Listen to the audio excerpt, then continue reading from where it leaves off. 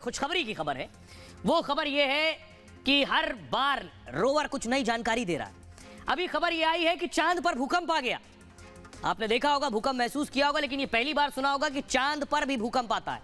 ये वो तस्वीर है जो लैंडर खड़ा था, जो रोवर ने तस्वीर ली है और लैंडर ने ही इसे रीड किया है। इस भूकंप को पढ़ा है लैंडर ने ही कि भूकंप आ गया चांद पर। अगली तस्वीर दिखाइए। यह है चांद की सतह। अब इस पर कैसे भूकंप आया, कैसे पता चला, बाकायदा उसकी पूरी रिपोर्ट आई। अगली तस्वीर दिखाइए। ये आप देख रहे हैं, ये जो ग्राफ बन रहे हैं, ये लाल ग्राफ जो आप देख रहे हैं, ये इधर पतली लकीर है। ये बता रहा है कि जब भूकंप आया और चांद की सतह हिली, तब ये जो आप ग्राफ देख रहे हैं, तब ये बना, जो बता रहा है कि भूकंप की तीव्रता कितनी थी। पहले जरा रिपोर्ट देखिए, फिर आपको बताऊंगा कि कैसे पता चला चांद पर भूकंप आया।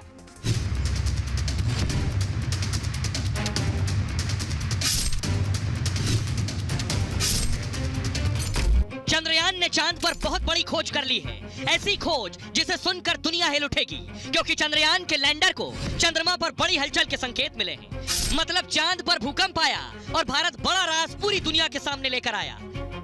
23 अगस्त को भारत ने चांद पर तिरंगा लहराया और उसके बाद 10 दिन के अंदर उसने चांद के ऐसे रहस्य खोले कि पूरी दुनिया हैरान है। भारत ने चांद पर ऑक्सीजन से लेकर सल्फर तक के सबूत दिए और मिशन पूरा होने से पहले भी ये बता दिया कि चांद पर धरती जैसे भूकंप भी आते हैं।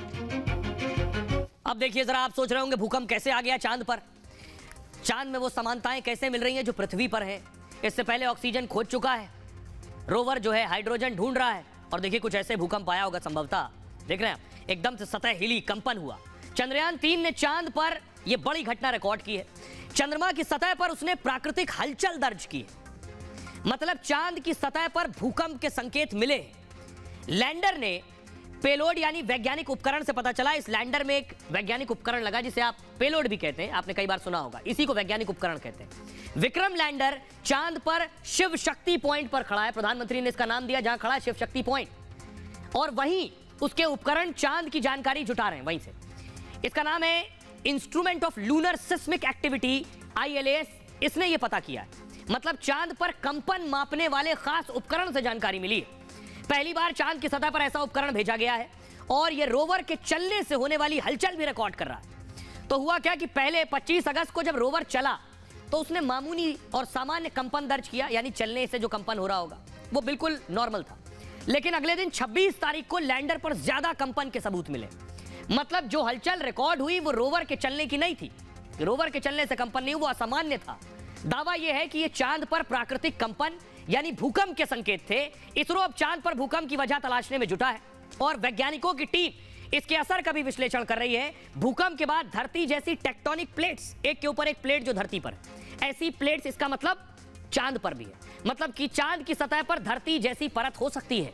धरती जैसी परत मिलने से जीवन की संभावना मिल सकती है।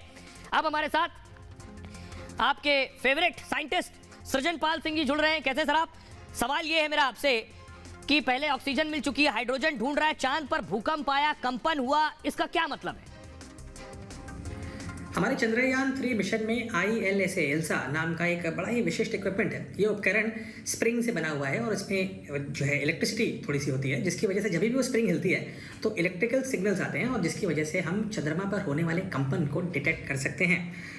26 अगस्त के आसपास ऐसा ही एक डिटेक्शन किया गया और हमें ऐसा लग रहा है कि ये एक प्रकार का चंद्रमा का कंपन था, यानी जो भूकंप का मॉडल चंद्रमा पे होता है ये वो था। चंद्रमा पे इस प्रकार के कंपन होते रहते हैं। कंपन अगर सदर्न पोलर रीजन पे हो रहा है यानी साउथ पोल पे हो रहा है तो ये और भी इंटरेस्टिंग है। इसका मतलब ये है कि वहाँ पे जो क्रेटर्स हैं, जो माउंटेन्स हैं, जो पहाड़ियाँ हैं, वहाँ पे जो पदार्थ जमे बैठे हैं, क्या उन पर भी इन कंपन का असर पड़ सकता है? ये भी एक बहुत इंपॉर्टेंट सवाल होगा आगे जा करके, अगर इसरो की ऐसी रीडिंग्स हमें और देखने को मिलती हैं तो। जी बहुत बहुत शुक्रिया सृजनपाल जी इस तमाम बातचीत के लिए। कल आपके पास आएंगे, कल सूर्ययान की लॉन्चिंग होनी है। अब तस्वीर दिखाने जा रहे हैं हम आपको कि सोमनाथ, कल सूर्ययान की लॉन्चिंग होने वाली है। सोमनाथ मंदिर पहुंचे, अगली तस्वीर दिखाई जरा। सोमनाथ टेंपल पहुंचे, ये देख रहे हैं सोमनाथ जो कि मंदिर पहुंचे हैं पूजा करने। वजह जानते हैं क्यों? कल सूर्ययान की लॉन्चिंग होनी है 11:50 पर, और सूर्ययान की लॉन्चिंग से पहले सोमनाथ साहब मंदिर गए हैं। अगली तस्वीर दिखाई, अगली तस्वीर दिखाई प्लीज। ये दूसरे साइंटिस्ट को आप देख रहे हैं, दूसरे वैज्ञानिक, वो भी मंदिर पहुंचे।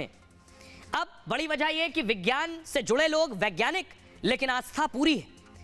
अगली तस्वीर दिखाइए। ये जो मैं आप तस्वीर आपको दिखा रहा हूं, ये सूर्ययान जो जाने वाला है कल 11:50 पर। सूर्य से कुछ देर दूर रहकर सूर्य के बारे में जानकारी जुटाएगा। कल 11:50 पर लॉन्च होना है, उससे पहले अगली तस्वीर दिखाई। इसी तरह सोमनाथ साहब जो इसरो के चीफ हैं, चंद्रयान जब लॉन्च हो रहा था तब भी मंदिर गए थे पूजा करने।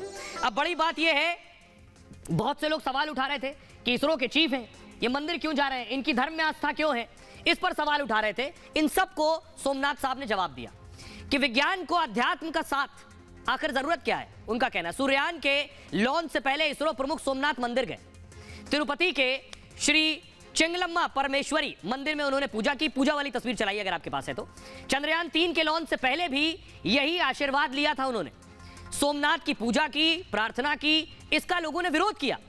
चांद पर लैंडिंग की जगह वो शिव शक्ति कहने पर भी लोग ऐतराज जता रहे हैं। दावा यह है कि विज्ञान को धर्म के साथ जोड़ना ठीक नहीं है।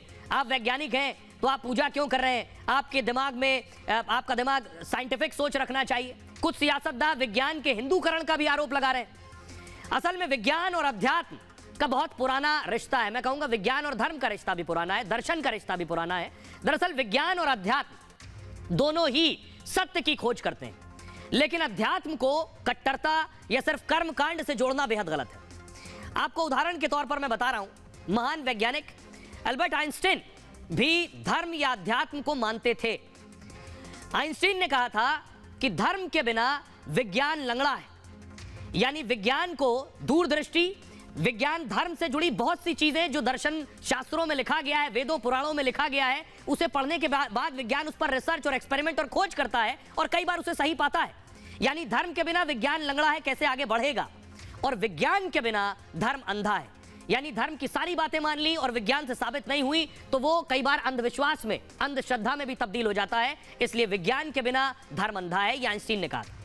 विज्ञान वही समझ सकते हैं जो सत्य के लिए समर्पित है। उनका मतलब था कि वैज्ञानिक खोज मानवता की भलाई के लिए हो, अध्यात्म या धर्म भी मानवता या लोक कल्याण की ही सीख देती है, और दोनों का एक साथ होना मानव सभ्यता के लिए अच्छा है। एक बात, एक और वैज्ञानिक जिनका मैं जिक्र कर रहा हूं, भारत के महान वैज्ञानिक अब्दुल कलाम भी धर्म को मानते थे।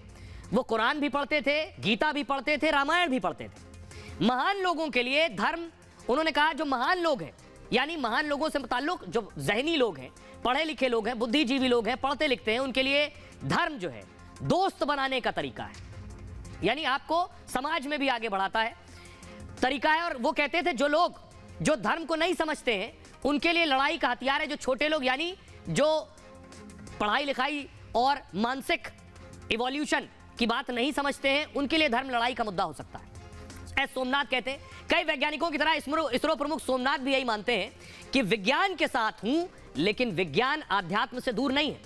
विज्ञान हमें बाहरी दुनिया की खोज कराता है और अध्यात्म भीतर के संसार, शांति का एहसास कराता है। अध्यात्म हमें प्रेरणा देता है, अंदर से मजबूत करता है।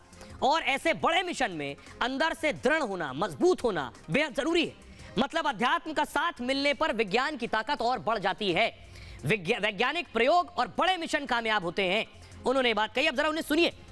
मंदिर से निकलने के बाद इस तरह का सवाल उनसे पूछा गया तो उन्होंने क्या कहा। See, I am an explorer. I explore moon. I explore the inner space. So it's a part of the journey of my life to explore both science and spirituality. So I come to many temples. I read many scriptures. So try to find the meaning of what our existence and our journey in this cosmos. So it's a part of the culture that we are all built to explore, find out inner self as well as outer self. So for the outer, I do science. For the inner, I come to temples.